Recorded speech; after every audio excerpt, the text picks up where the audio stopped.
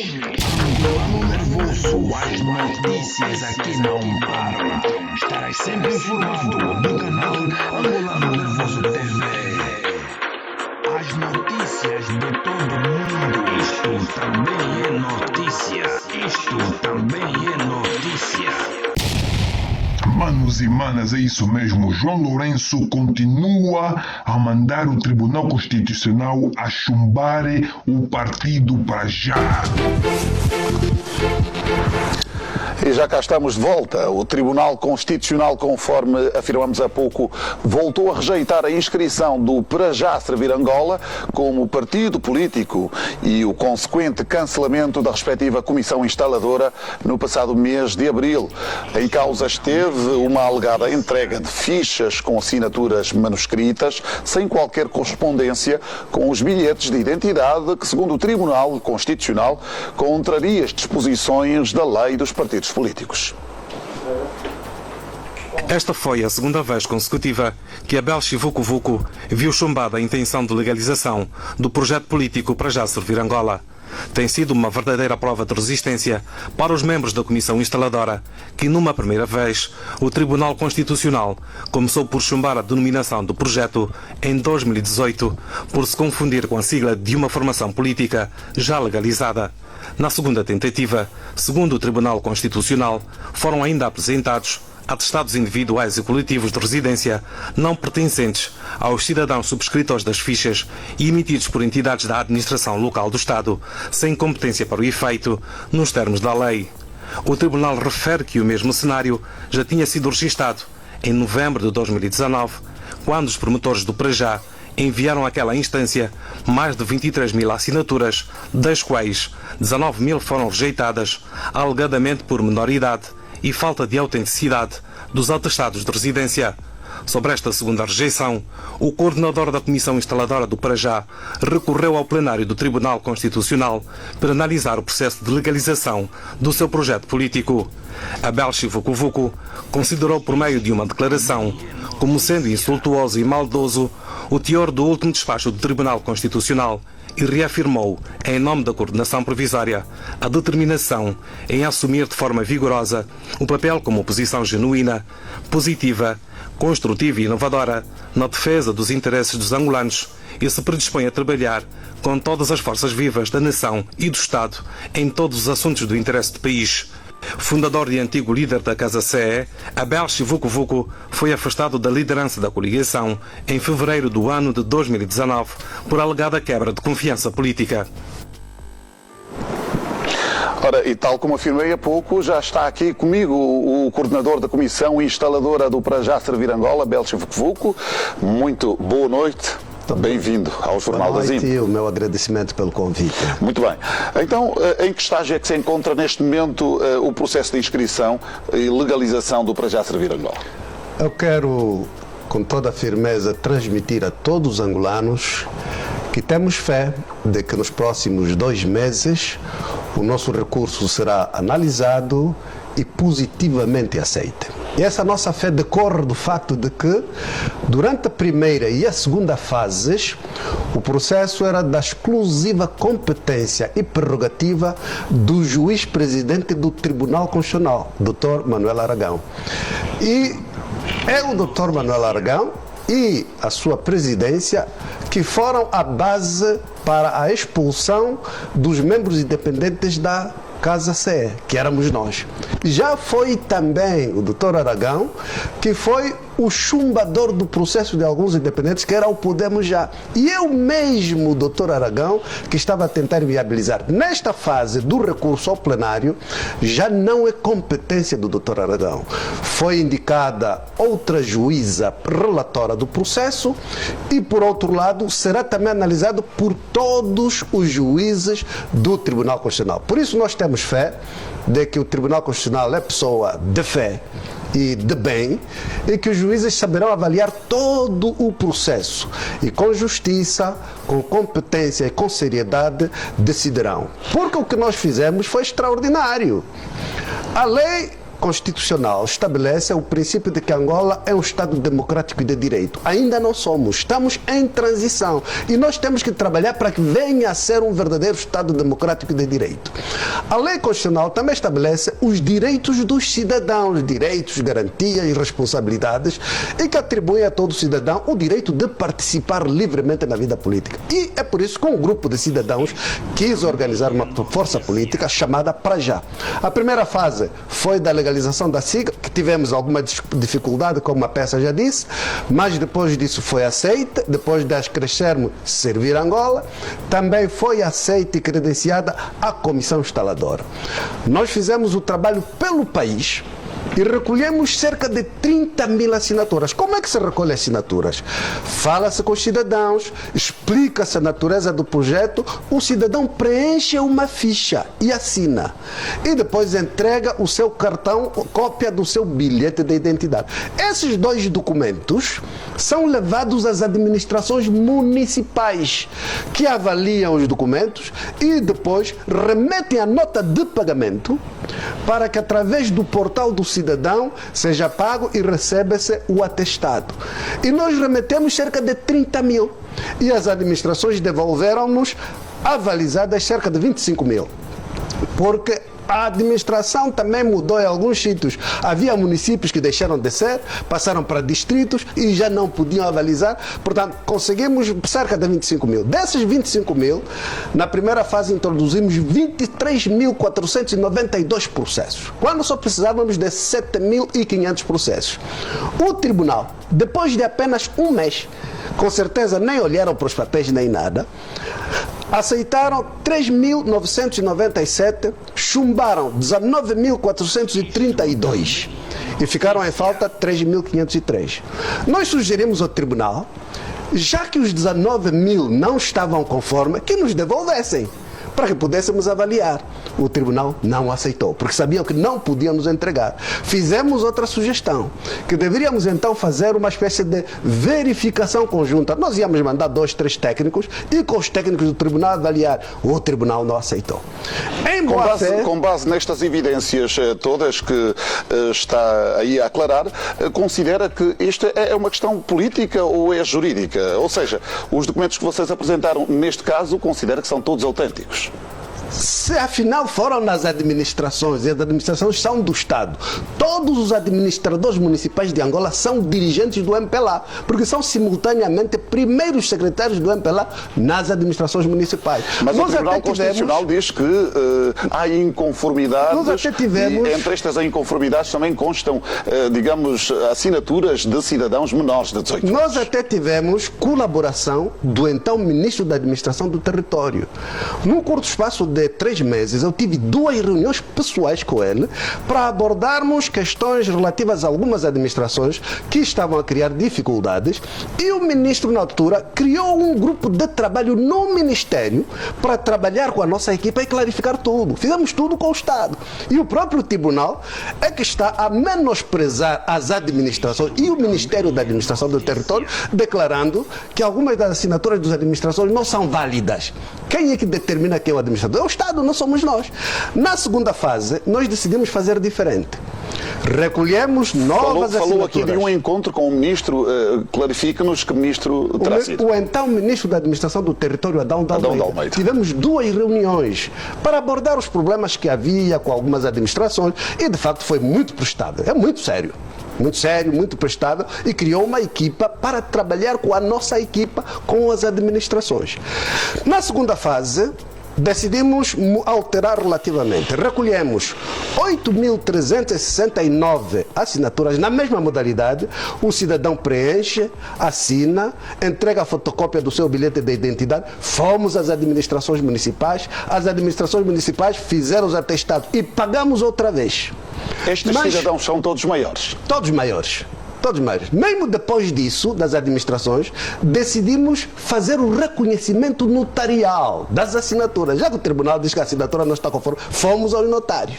E os notários reconheceram 4.380. Reduzimos o número, porque era o que necessitávamos, porque são muitos custos. Pagamos nas administrações um total de 32 mil 4.375 atestados de residência, pagamos no notário 4.380, porque tudo é pago, nada é grato. E ainda fizemos mais, depois de recolhermos tudo com as administrações e com o notário, e mais uma vez tivemos colaboração do Ministério da Administração do Território, decidimos fazer a verificação prévia independente. Nós colocamos os processos de administração à disposição da sociedade civil. Foram lá jornalistas, embaixadores, membros da sociedade civil, cidadãos comuns, académicos, foram verificar livremente. E no caso, vocês desconsideram a alegação do Tribunal Constitucional de que estas administrações às quais recorreram não tinham competência para emitir estes atestados? Significa só o doutor Manuel Aragão é que sabe disso, porque quem determina quem é o administrador não são as forças políticas da sociedade civil, é a administração do Estado. E depois, o que dá pena é que ao desprezarmos as próprias instituições públicas, estamos a desacreditar o nosso próprio Estado. Estamos a desacreditar a administração pública, estamos a desacreditar os notários. Imagina um empresário que esteja em Portugal, quer investir. Eles estão atentos e sabem que ao fazer os contratos, ao fazer o registro da empresa, tem que ir nas administrações, onde ele quiser trabalhar, tem que registrar os contratos e fazer o reconhecimento nos notários. Mas ele vai saber que afinal em Angola, os órgãos da justiça não respeitam os notários nem as administrações. Qual é a validade que esses contratos vão ter? Nós próprios estamos a criar condições para desvalorizar e menorizar as nossas próprias instituições, não é verdade? E que isso tem efeitos em vários outros domínios da nossa própria vida. E neste momento eu tenho fé que os vários juízes do plenário vão ter uma avaliação diferente. E também quero convidar os cidadãos, porque para além de nós termos feito a verificação prévia independente, neste momento o processo está todo num site, www.prajaservirangola-.com. Cada um que quiser vai encontrar todas as assinaturas, os processos, os reconhecimentos, está tudo lá, com transparência. E eu não vejo como é que o tribunal quer ter credibilidade se de facto não serve o país. É por isso que a democracia tem que ser construída e nós todos temos o dever de contribuir, de ajudar para que o nosso país evolua diretamente para uma democracia e um Estado de Direito. Se é como diz Abel Chivucovuco, como é que fará se até 2022 não lhe for permitido formar o seu partido político? Primeiro, eu tenho fé de que o Prajá será uma realidade nos próximos 2 meses. Segundo, a ilusão, a ideia de que se pode impedir um grupo de cidadãos de participarem na vida política nacional é ilusão e é ilegal, é inconstitucional. Até porque, mesmo na última hipótese derradeira que eu não acredito, depois da manhã pode surgir outro grupo, é preciso só 7 cidadãos, fazem uma nova comissão instaladora, criam um novo PROBEM, por exemplo, não é verdade? PROBEM, surge outra vez, faz o trabalho. Há vários partidos que estão a solicitar aos membros independentes, porque neste momento em Angola, em termos de verdadeira máquina partidária de trabalho, só há 3. A UMPLA, a UNITA e a nossa máquina, que está em todo o território nacional. Só não temos a legalização. E há partidos que solicitam para ver se nós agarramos nessas forças políticas. Muito bem, portanto, então... alternativas existem. Só o que nós queremos é que o Estado cumpra com as suas obrigações, cumpra com os seus deveres. Mas eu tenho fé que agora, como o processo já não está com o juiz-presidente do Tribunal Constitucional, o jubilado Dr. Manuel Aragão, espero que os novos são pessoas de bem, sérias e que vão fazer as coisas com lisura e transparência. Abel Chivucovuco, como avalia os insucessos políticos que somou até agora? Vou aqui enumerá-las: as derrotas em 2 eleições para a presidência da UNITA, ora, derrotas em 2 eleições gerais como cabeça de lista da Casa CEE para o cargo de Presidente da República, a expulsão da liderança da Casa CEE, que liderou de resto durante aquelas 2 eleições, e agora, quase um ano depois do soar do apito para o anúncio do Prajá servir Angola, ainda não conseguiu legalizar o seu partido político. A vida me ensinou que só se tenta travar uma coisa que tem valor. Se não tivesse valor, teria passado há muito tempo. Mas como tem valor, é por isso que se tenta travar. Mas para nós não é o valor da nossa organização, é a utilidade para o cidadão e para o país, porque nós vamos ser um instrumento útil. Também a vida me ensinou que a perseverança vem da justeza das posições. A perseverança não surge assim do céu. E há experiências na vida como o presidente Lincoln, que falhou 7 vezes, mas tornou-se o melhor presidente dos Estados Unidos. E tantos outros casos, na verdade, de pessoas que tiveram adversidade, tiveram dificuldades, mas que com perseverança, com justeza, conseguiram servir os seus cidadãos e servir os seus países. Então não tem receio de que a nossa organização é para já servir Angola. O que queremos é servir com seriedade uma organização democrática, aberta, inovadora, positiva, que contribui com ideias, contribui com sugestões para os grandes momentos de dificuldades que o país atravessa. Não tem saudades dos seus tempos como militante de topo da UNITA?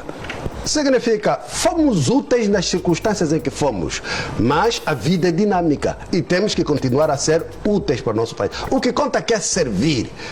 Servir o cidadão, servir o país, com perseverança, com seriedade, com profundidade, com sensibilidade para o sofrimento desses angolanos que agora com o Covid-19 estão com muito mais dificuldades ainda. Como é que avalia as sugestões dos seus ex-companheiros de luta, na UNITA, neste caso, que sugerem que, já que está a ter dificuldades para formar um outro partido, possa eventualmente ter lugar ainda na UNITA?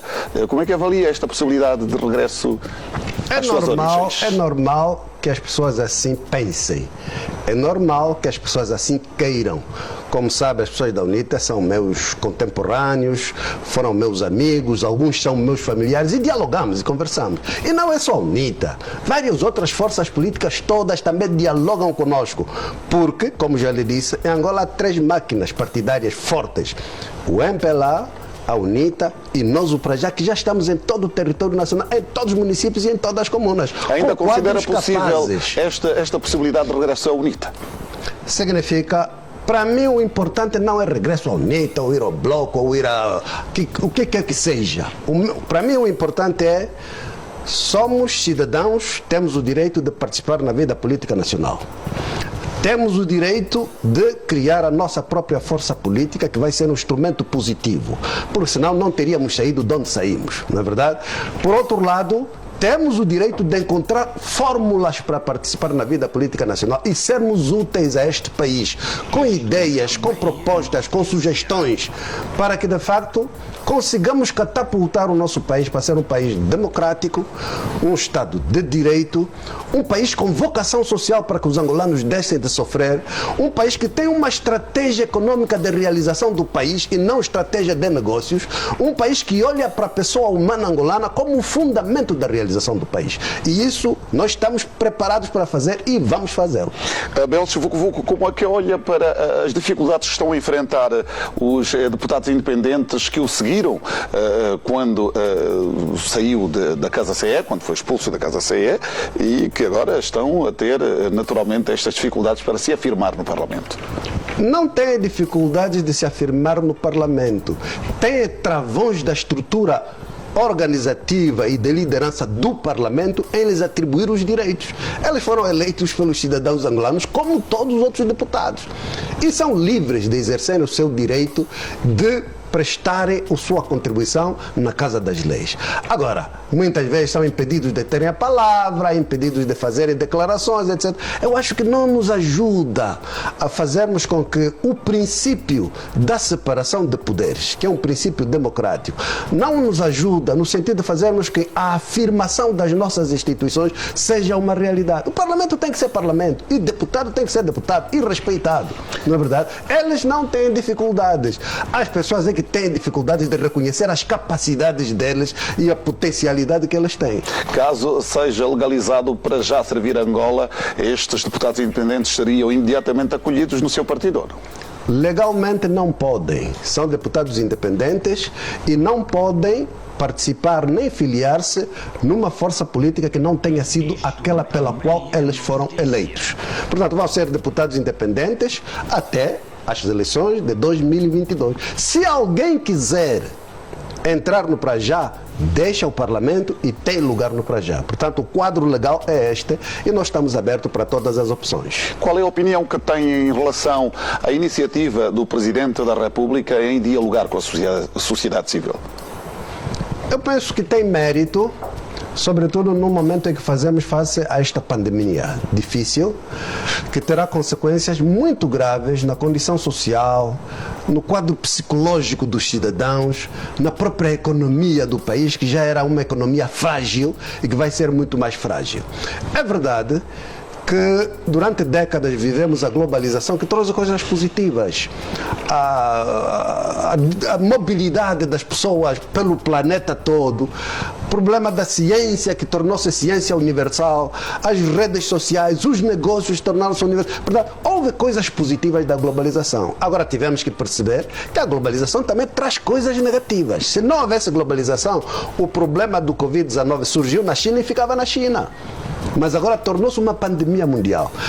E é preciso entendermos que vamos ter que viver com essa pandemia até que surjam remédios, até que surjam vacinas. Isso vai levar anos. Vamos ter que aprender a viver com ela, encontrando respeito às modalidades que têm sido estabelecidas pelas entidades sanitárias, porque, por outro lado, também não é possível vivermos eternamente com o confinamento. A economia não permite. A questão social dos cidadãos não permite. Vamos ter mesmo que sair do confinamento, utilizando, em certa medida, as regras de higienização, utilizar as máscaras. Aquelas que puderem ficar em casa, fiquem em casa, mas vamos ter que voltar a uma espécie de nova normalidade, não é verdade? Esta nova normalidade da Belchi Vucu Vucu inclui o regresso, por exemplo, às aulas das crianças, sobretudo, este regresso que já foi anunciado praticamente pelo Executivo para julho. Que opinião é que tem? Nós não temos ainda uma situação de pandemia catastrófica, felizmente. No conjunto quase total de África, alguns países mais do que outros, porque em África temos pouca mobilidade, na verdade, interestadual, de um lado. Por outro lado, também, a população africana, do ponto de vista etário, é jovem e eventualmente com mais imunidade. Isso fez com que as endemias não estão assim tão graves, com exceção da África do Sul, com o norte da África, que é Nigéria, Gana, alguns países, não é verdade? Mas que mesmo o desconfinamento tem que ser muito acautelado para que não empeçamos a mitigação, não é verdade?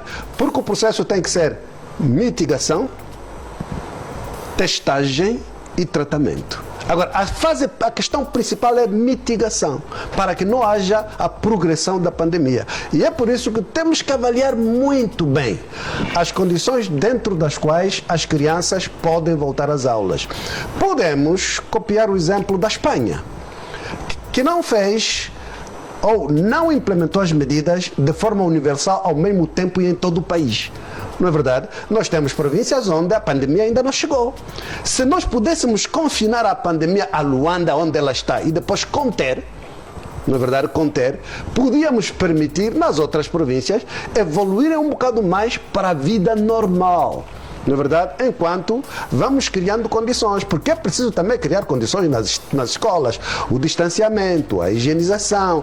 As escolas, provavelmente, algumas das casas de banho nem têm água, não sei. Portanto, há muitos problemas que precisamos de resolver. É verdade que eu reconheço que o governo tem sido atento, de um lado, e tem procurado encontrar medidas antecipadas. Também é verdade que, graças à pandemia, estamos a melhorar os próprios nossos serviços de saúde, a fazer investimentos neles, não é verdade? E é preciso que esses investimentos sejam preservados para o futuro. Mas o mais importante é percebermos duas coisas. Primeiro, que a pandemia não se vai resolver de um dia para o outro. Vamos ter que viver com ela. Até aqui só há um país na Europa que diz que conseguiu resolver e erradicar a pandemia, não é verdade? Mas todos os outros ainda têm. É preciso encontrar uma fórmula de viver com ela, mas ao mesmo tempo respeitar as normas para evitar expansão e proteger as populações e as pessoas. É por isso que sempre que fala em soluções para a Covid, vai sempre buscar exemplos para a Europa, quando temos aqui ao lado mesmo, no Madagascar, aqui mesmo bem perto de nós, o Madagascar, que está naturalmente a apresentar algumas soluções dados que, inclusive, estão a causar, digamos assim, alguma observação, alguma nós atenção temos que do olhar mundo. para o universo porque essa é uma pandemia global. E que opinião é que Mas tem nós sobre também esta... temos nossos casos. A Namíbia está muito bem. O Botsuana está muito bem. Portanto, há vários países, Seychelles estão muito bem. Na verdade, há vários países que tomaram medidas antecipadas. Mas eu referi-me ao Madagascar, controlaram. Abel Chivuco, porque é o Madagascar que apresentou, de facto, uma solução inovadora, que é de um medicamento que, segundo o presidente daquele país, diz que pode, de facto, curar a Covid, que é a Covid orgânica, e que, de facto, o Ocidente, sobretudo, vai manifestando algum receio em aceitar este como um medicamento viável para a Covid. Todas as questões que opinião é que tem sobre... implicam invasão de produtos no organismo humano têm que estar cientificamente suportados. E o problema do Covid orgânico não está suficientemente suportado. Agora, em África não é experiência única.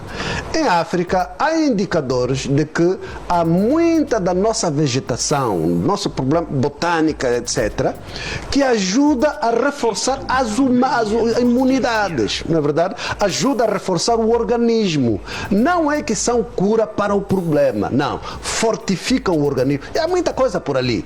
E todos os cidadãos vão experimentando. Uns usam limão, outros usam alho, outros usam várias folhas, etc. É normal. Há quem diga que o pecado do Madagascar tenha sido o Presidente da República liderar, digamos assim, essa campanha de imposição do Covid orgânico. Significa autorizar os cidadãos a utilizarem os nossos próprios produtos para reforçarem a sua humanidade num contexto de pandemia. É normal, recomendável e desejável.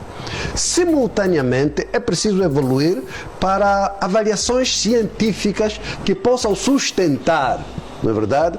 Possam sustentar as propriedades desses elementos botânicos, alimentação, etc, etc. Mas que vários países vão experimentando várias coisas. Então, mas nós temos exemplos africanos muito bons. Não concorda, Abel Chivuco, já para terminar, com a ideia de os políticos liderarem, digamos assim, estas campanhas que têm naturalmente a ver muito mais com setores ligados à ciência? Face à pandemia, a liderança é necessária.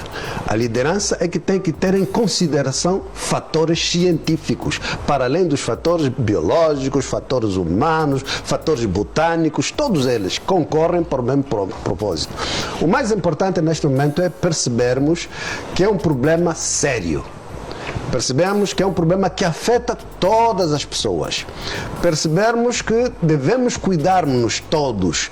Distanciamento, higienização, utilização da máscara. Lá onde for possível, ficar em casa. Sair quando é extremamente necessário. Porque nós vamos ter que viver com o Covid. Ao mesmo tempo, vamos ter que abrir a sociedade, porque as sociedades não poderão continuar fechadas. E nós, em África, teremos outros problemas que têm a ver com o impacto psicológico nas pessoas, o impacto social, as pessoas estão a ficar pobres, as empresas estão a fechar, muito desemprego, muitos problemas, para além do impacto econômico. Nós vamos viver a crise econômica por mais alguns anos. Muito bem, Abel Chivuco, então, muito obrigado por esta entrevista ao Jornal da Zimbo. Boa noite. Mais uma vez o meu agradecimento à TV Zimbo e mais uma vez o meu pedido a todos os cidadãos. Cuidemos-nos, cuidemos das nossas famílias, cuidemos dos nossos concidadãos. Muito obrigado, boa noite. Então, até aqui estivemos a conversar com Abel Chivuco, que é o coordenador da Comissão Instaladora do Para Já Servir Angola. Ele que falou de todo o processo de instalação, o processo de legalização do seu partido, e também falou de aspectos de natureza social, política e económica do nosso país, sobretudo com esta pandemia que todo o mundo está a viver, que é do Covid-19. Para o Presidente... Pois é, pessoal, chegamos ao fim, mas não te esqueças, se você gostou do vídeo, espalhe o mesmo vídeo na sua rede de WhatsApp e todas as redes sociais para os teus amigos e familiares estarem informados também. Vemo-nos brevemente no próximo vídeo.